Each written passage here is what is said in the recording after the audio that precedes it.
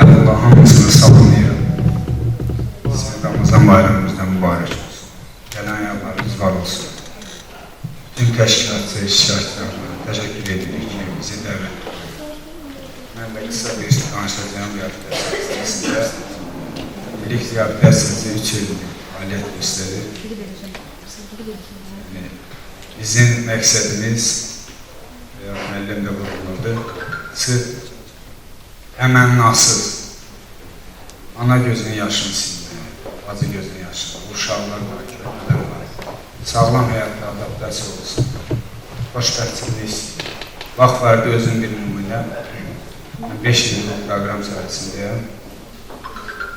Mən də vaxt vardı anam, bacım, yoldaşım, göz yaşından yana bildim. 2 il tutarsan da belə, ziyalı nəsildə böyüsən də belə, gördüm ki, mən xəstəliyimi görə bilmirəm. Hər reabilitasiya mərkəzləri yol göstərdilər.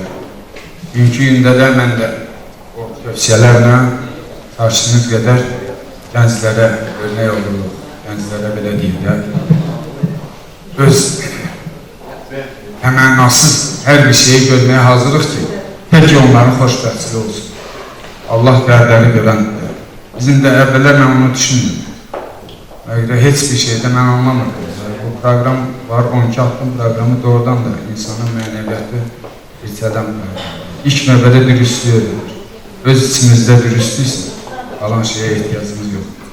Ona görə bu proqram edir. Bir də qaldı bütün orqanlara təşəkkürünü bildirilən, burada daxili işlərlə digər orqanlar da var. Bizim də əməkdaşlarımız var. Onlarla iş birliyində çalışırıq. Sağ olsunlar, bizə dəstəklər. Mən də onlara öz adımdan təşəkkür və minnətdarlığımı bildirirəm ki, bizləri əsirgəməklə, dəstəklə. Yaxşı ki, varsınız, yaxşı ki, hamınızdan minnətdaram, təşəkkür edirəm.